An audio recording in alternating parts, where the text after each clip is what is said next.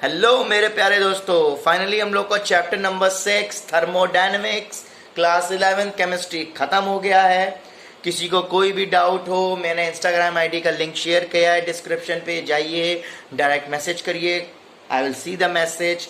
कोई टॉपिक ऐसा हो जो आपके भाई बहन को क्लास 9 10th 11 12 केमिस्ट्री में या आपको ना समझ में आया, मुझे बताइए, डायरेक्ट मैसेज करिए, I will surely make a video on that. Okay, so अब हम नया चैप्टर पढ़ेंगे, दैट इज इक्विलिब्रियम।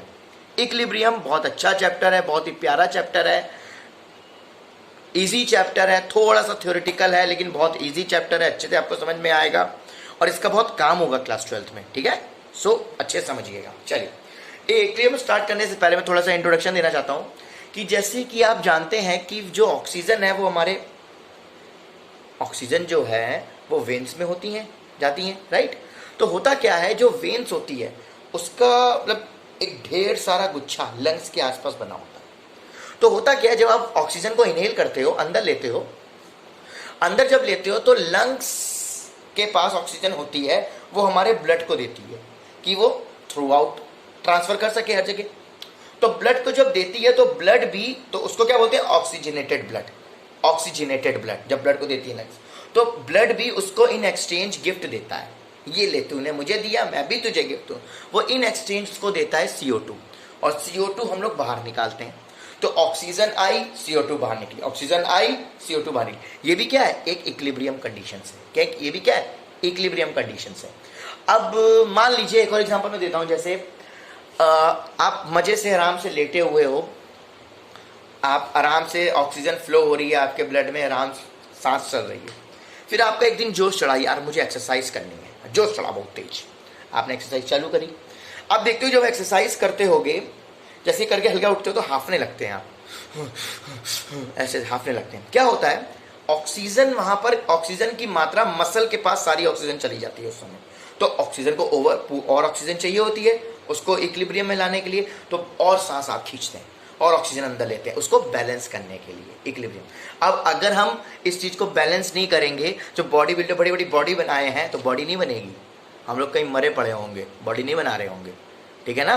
चलिए, अब देखिए, जैसे कि आप लोग जानते हो, एक और एग्जाम्पल मैं आपको देता हूं। अब एग्जाम्पल थोड़ा ये देखते हैं, जैसे H2O है, H2O है मेरे पास, ये लिक्विड स्टेट में है, ये H2O वेपर में हमारा कन्वर्ट हुआ। इसको मैंने लिक्विड को, H2O को, पानी को एक क्लोज कंटेनर में रखा। मैंने देखा कि ये जो लिक्विड है ये वेपर में कन्वर्ट हुआ। ठीक है, वेपर में कन्वर्ट हुआ, वेपर में कन्वर्ट हुआ। कन्वर्ट होने के बाद देखा आपने कि एक पॉइंट के बाद, एक पॉइंट के आने के बाद अब इसमें कोई चेंज नहीं आ रहा। पहले देखा कि लिक्विड का कंसंट्रेशन लेवल कम हो रहा है, वेपर में कन्वर्ट हो रहा है, लेकिन कुछ देर बाद मैंने देखा अब वहां पर कोई चेंज नहीं आया, सब स्टिल है, सब रुका हुआ है, सब स्टिल है, सब रुका हुआ है। इसका मतलब यह है कि वहां पर अब इक्विलिब्रियम कंडीशन आ गई है। जितना लिक्विड, जितने रेट से लिक्विड वेपर में कन्वर्ट हो रहा था, अब उतने ही रेट से वेपर लिक्विड में कन्वर्ट होगा, क्योंकि वहां पर कोई चेंज नहीं दिखाई दे रहा, हमने ऑब्जर्व किया। ठीक है, कोई चेंज नहीं हुआ। इसी स्टेट को बोलते हैं इक्विलिब्रियम, और इक्विलिब्रियम का ये सिंबल होता है, ये एरो दोनों तरफ। ओके, ध्यान रखिएगा। तो इसका मतलब क्या हो रहा है, हमारा रेट ऑफ फॉरवर्ड रिएक्शन जो यहां से ऐसे जा रही है will be equal to rate of backward reaction. एक टाइम बाद ऐसा आएगा कि ये दोनों, रेट ऑफ फॉरवर्ड और रेट ऑफ बैकवर्ड इक्वल, जितना वेपर लिक्विड वेपर में जा रहा है, वेपर लिक्विड में कन्वर्ट होगा, तो rate of forward is equal to rate of backward reaction होगा। और इसी को बोलेंगे, ये देखो, लिक्विड से वेपर मतलब स्टेट चेंज हो रही है, फिजिकल स्टेट, तो इसको बोलते हैं फिजिकल इक्विलिब्रियम। इसको क्या बोलते हैं, फिजिकल इक्विलिब्रियम। मतलब सॉलिड से लिक्विड, लिक्विड से गैस, गैस से लिक्विड और लिक्विड से gas, right, equilibrium condition, physical state. अब कुछ देर और देखते हैं हम लोग, ये तो फिजिकल स्टेट हो गई। एक और एग्जांपल मैं देता हूं, जैसे कि आप लोग जानते हो आपके पास एक ग्लास है, ड्राइंग थोड़ी गंदी है, ध्यान रखिएगा। ये हमारे पास पानी है, इसमें चीनी डाली है, मैंने घोल दी, घुल गया।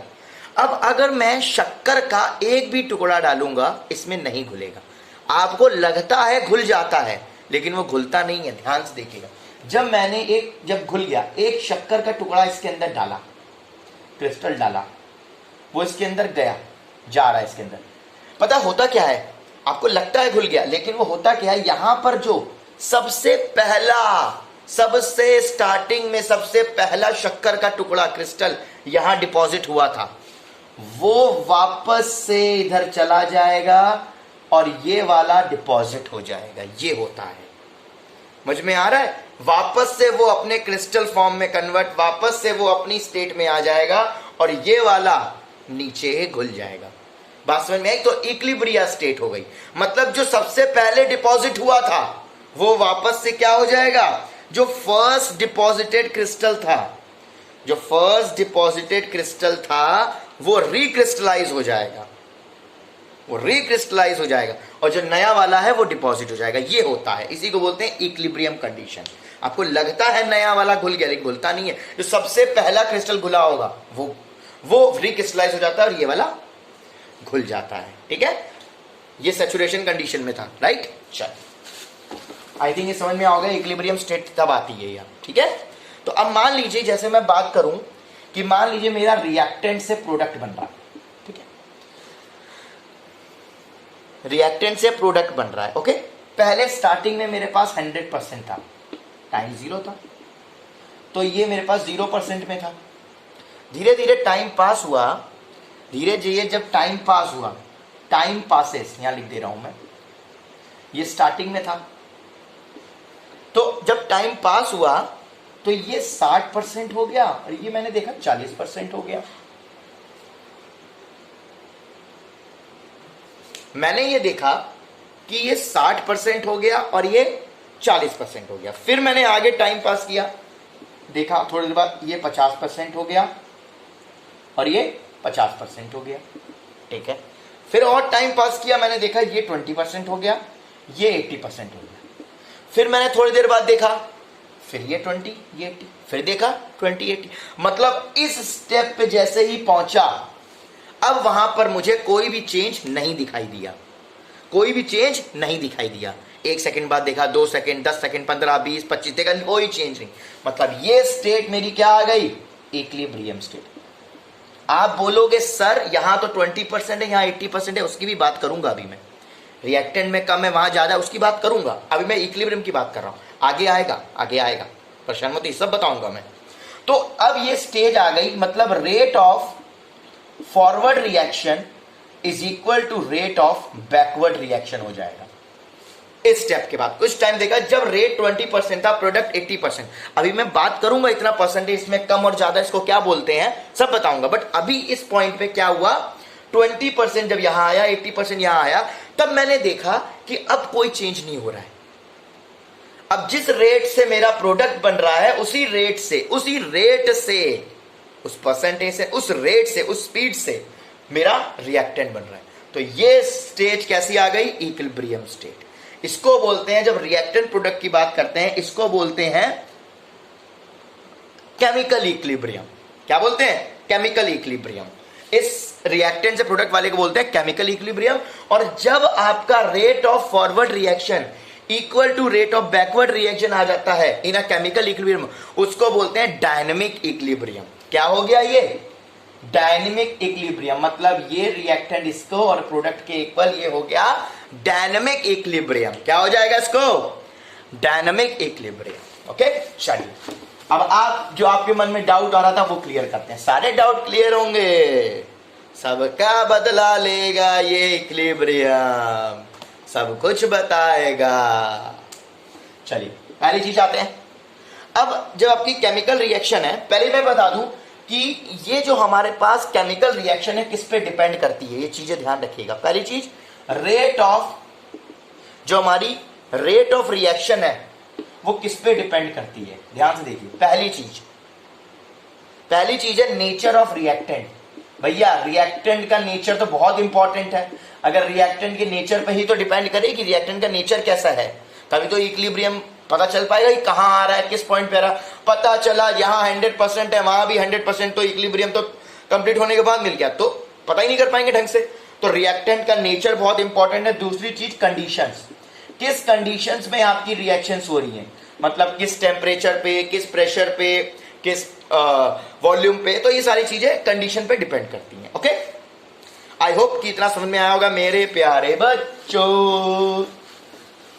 चलिए अब मैं आता हूं in equilibrium. In equilibrium case 1।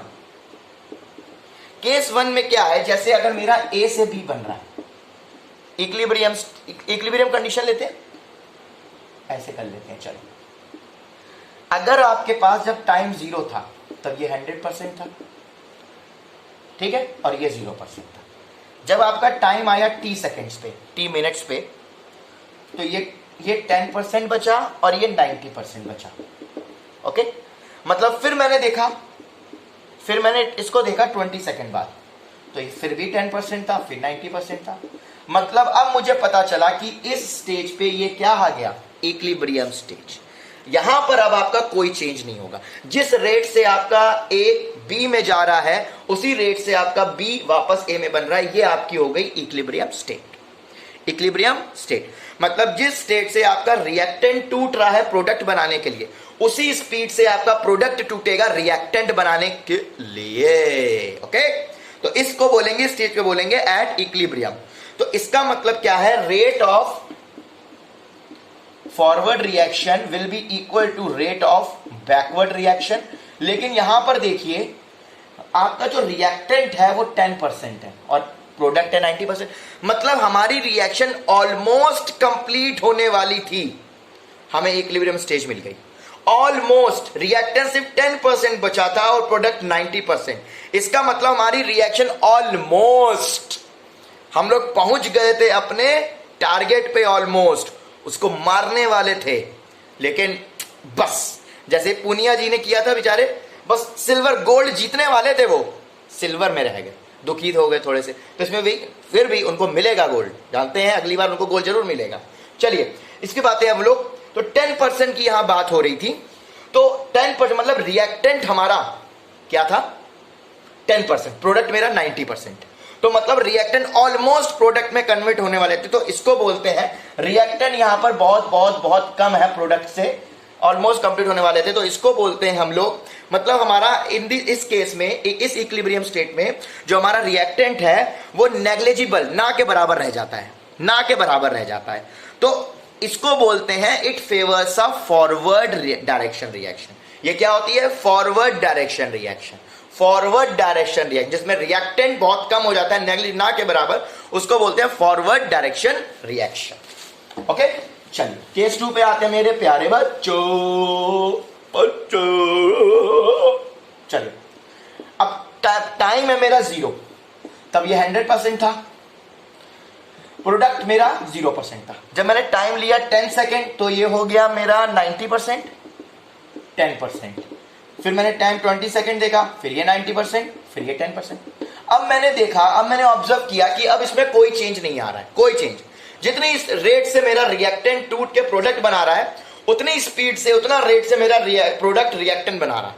लेकिन इस स्टेज पे, ये तो इक्विलिब्रियम स्टेज आ गई, लेकिन इस स्टेज पे आप देखिए मेरा प्रोडक्ट कंप्लीट नहीं हुआ, ऑलमोस्ट इनकम्प्लीट है मेरा प्रोडक्ट, ऑलमोस्ट इनकम्प्लीट। मतलब प्रोडक्ट देखिए 10%, अभी तो पूरा का पूरा प्रोडक्ट बना ही नहीं था, इक्विलिब्रियम स्टेज आ गई।